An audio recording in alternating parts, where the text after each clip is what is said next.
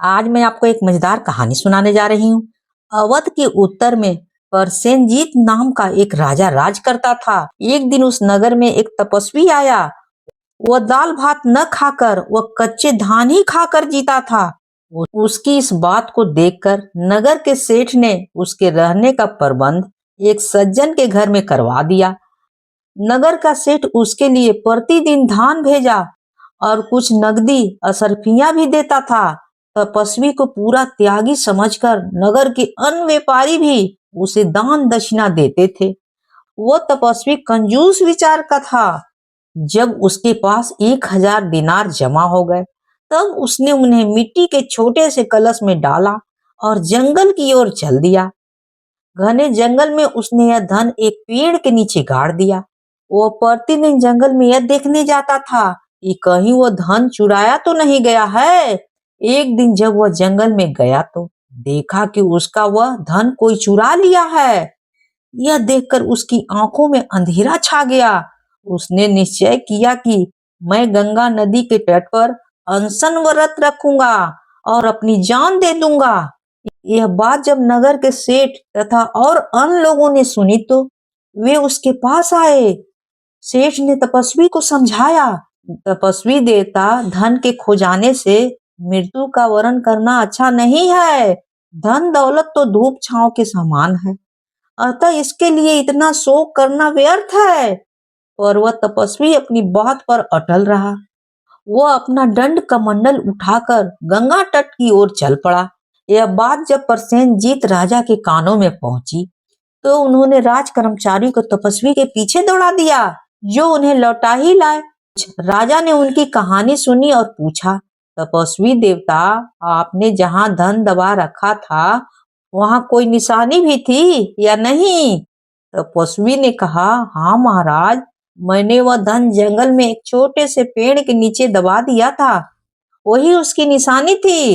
इस पर राजा बोला, आप धीरज रखिए, मैं स्वयं उस धन की खोज करके आपको लौटा दूंगा। आप मरने का अनशन छोड़ दीजिए। क्यों मर रहे हैं? राजा सीधा अपने शयन कक्ष में जाकर लेट गया और सिर दर्द का बहाना किया। राजा को सिर दर्द होने की सूचना पाकर नगर के वैद्यों का राजमहल में आना शुरू हो गया।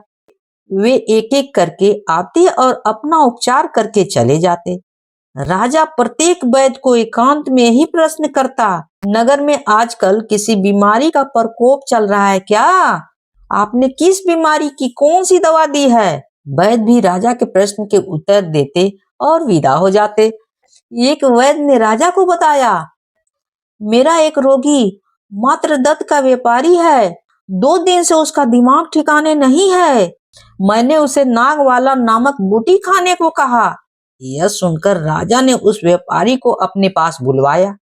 व्यापारी से जब पूछा गया तो उसने कहा, राजन, मेरा नौकर जंगल में जाकर नागवाला बूटी ले आया है।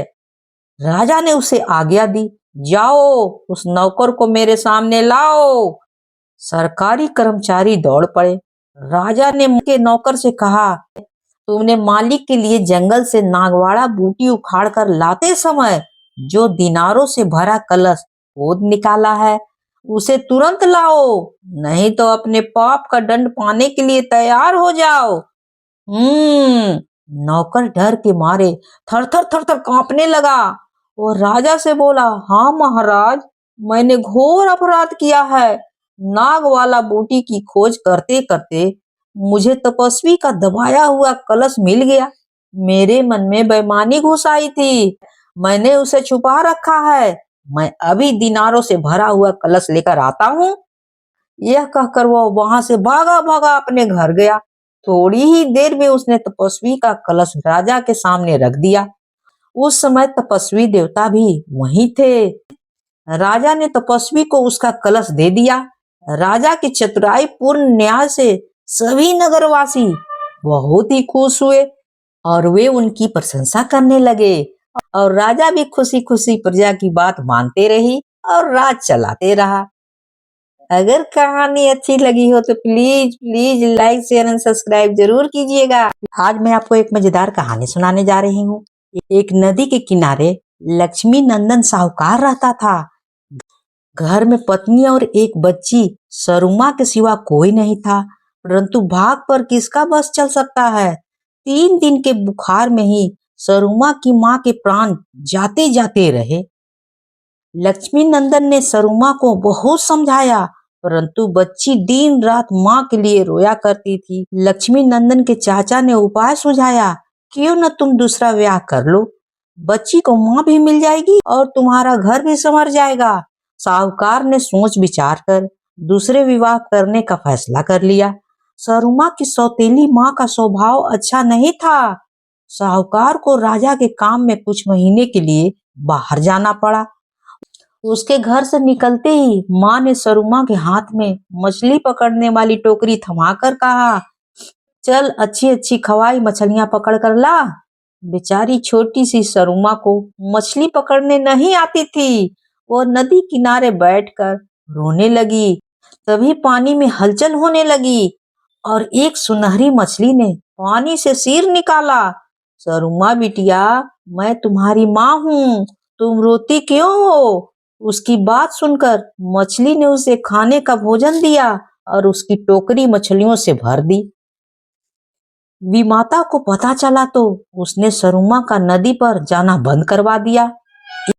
एक दिन चिलचिलाती धूप में उसने बोली, चलो सारे बाग को पानी दो। भूखी प्यासी सरुमा पेड़ के नीचे बैठी रो रही थी। उसकी मरी हुई माँ तोते के रूप में आ गई। उसने सरुमा को मीठे मीठे फल खाने को दिए और रोज आने को कहा। विमाता तो सरुमा को भोजन ही नहीं देती थी। सरुमा रोज पेड़ के नीचे बैठ जाती और तोता उसे मीठे मीठे फल लाकर खिलाया करता था। सौतेली माँ ने यह बात सुनी तो वो पेड़ ही कटवा दिया। सरुमा का बाग में जाना बंद हो गया। फिर उसकी माँ एक गाय के रूप में आने लगी। सौतेली माँ ने देखा कि सरुमा तो दिन रात मोटी होती जा रही है। उसने पता लगाया कि एक गाय रोज सरुमा को दूध पिलाती है। सौतेली माँ ने गाय को मरवाने की कोशिश की, परंतु गाय उसे सींग मारकर भाग गई।